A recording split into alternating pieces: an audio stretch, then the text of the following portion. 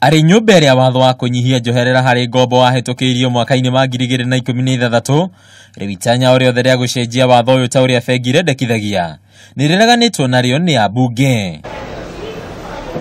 Matogorotio ni abunge Kimani Ichung'wa na Chris Wamalwa, abunge aya ni mathiete na mbere kuga itanya inene ria mabengi ni kuganyirwo hoti wa Mukenya guko magithondekera faida itangitaririka. We cannot allow to amend the capping rate, Mr. Speaker.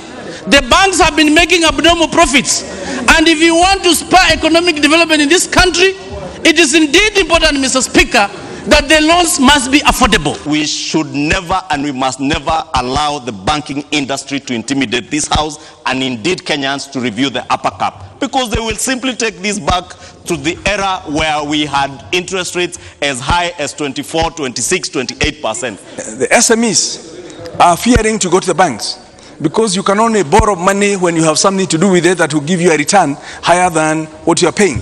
Kuna giikaro kia umuthi gikurongoreirie kwariria mutaratara wa kigina wa mwaka wa 2018 abunge ni mareganite na mendekithia mamwe maria matanyitwo kuhuthika niguo kurogota igoti kuma kuri ya Kenya. When you continue taxing Kenyans who are transferring money through mobile phones, are these really rich Kenyans? Because nowadays the majority of the people who use mobile money transfer are actually very poor Kenyans.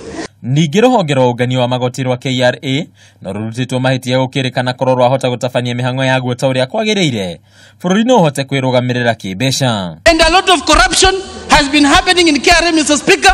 We are aware a lot of money has been lost in KRA. This is the time, Mr. Speaker, that KRA must be able to wake up.